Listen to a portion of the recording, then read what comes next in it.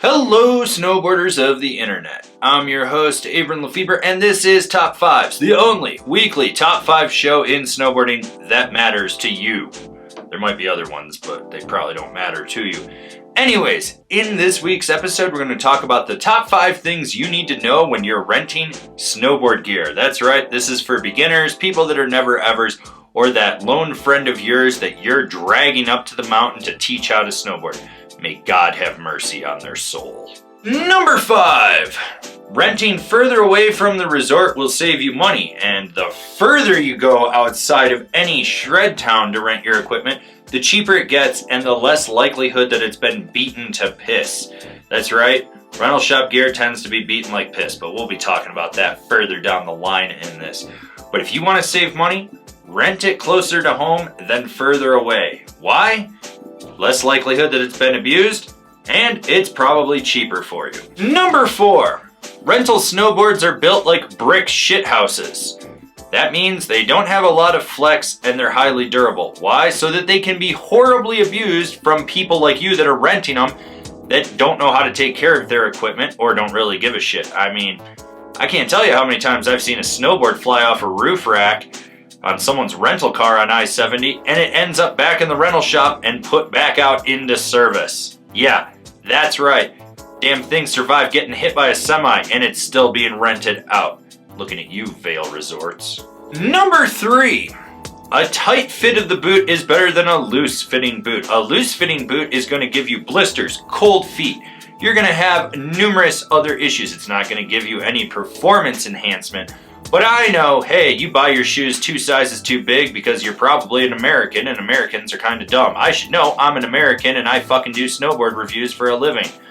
I mean, I've made some really bad life choices here. So when you're standing in the boot, you want your big toe to be just touching the end. When you have it all tied up and you flex your knee out over the toe, you want it to pull just a little bit off the end. If the end of the boot's here and your foot's here and it's sliding like this, that's toe bang. You're gonna lose a toenail. Also, that creates a sweat cave because your feet are going to sweat. And what happens to sweat when it gets cold? It freezes. And when it freezes, what happens to your feet? They get cold. And what happens when your feet get cold? You get frickin' hypothermia and a bunch of other shit. And then your feet turn black. And then you end up looking like Adam Sandler and Mr. Deeds. And nobody wants that. You don't want that. Don't do it. Get a boot that actually fucking fits. This whole I have to size up 7 sizes. You're a fucking moron. Number 2, continuing on with the boot theme, they're gonna smell. I mean, a lot of people have put their feet in these goddamn things. And you think them spraying it with disinfectant spray every time someone uses it is killing off the fungus that causes athlete's foot? It doesn't. It doesn't, no. Those boots are fucking disgusting. They're gonna smell the second they get wet. So you know what you wanna do? Make sure wherever you're staying has a boot dryer and not one of those convection heat ones, but a nice forced air one. And put those puppies right on there and let them dry. None of this like take them off and throw them by the fire thing, because I can't tell you how many times I've seen you people set snowboard boots or ski boots on fire for that matter. It happens. Consider this a warning. Don't burn your condo down or your Airbnb. Although actually if you burn the Airbnb it might lower property values, and if it lowers property values, those of us that live in the mountains might actually be able to afford to buy here.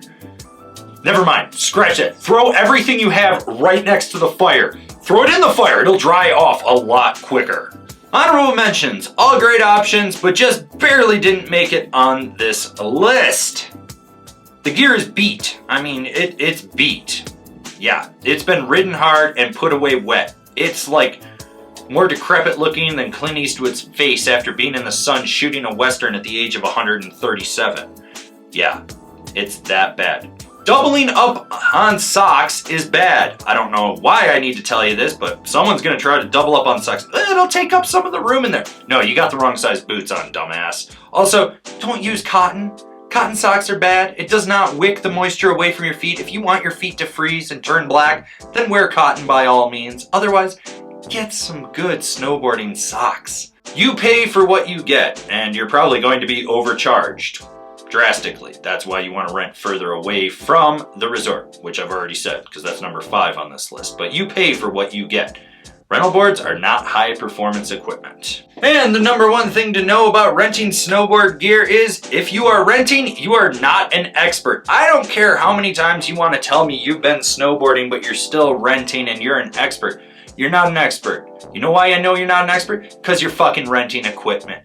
And going along with that, just because you rent the high performance package doesn't mean shit, because you're getting the fuck all boot and binding combination. You're getting those goddamn rental boots that are soft as fuck, and you're getting those shitty ass rental bindings that are craptacular. Seriously, check yourself before you wreck yourself. I can't tell you how many times I've been standing at the top of a chute at Copper Mountain and some dumbass on rental equipment who can barely fucking skid a turn shows up. You think I can make it down there? And I look at their equipment and I'm like, no, you're gonna die. Well, can you show me how to get down? Nope, you're on your own, and I take off. Now that might be a shitty thing to do, but I learned from the older generation that it was survival of the fittest. So if you can't get down, you're gonna die and you're not gonna snowboard. And well, I use that exact same method when I teach other people about snowboarding, whether I know them or not. I could be a good guy. I could try to be nice, be a good steward, but fuck that. You made that stupid decision, you're on your own. I can't wait to see you fall through that rock field right there.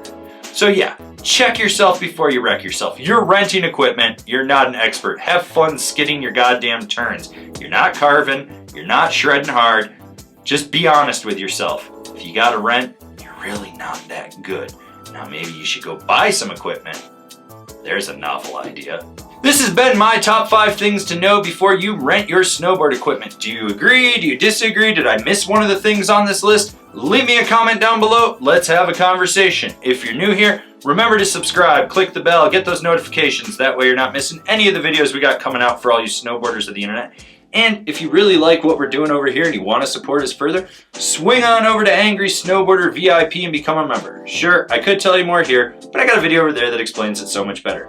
As always, I've been your host, Avran LeFeber, and well, by God, I'm going to continue to be your host until one of you miscreants on a friggin' rental board kills me and then drinks my blood and eats my brains, gains my knowledge and power, and usurps this website from me. And I'll see you in another video.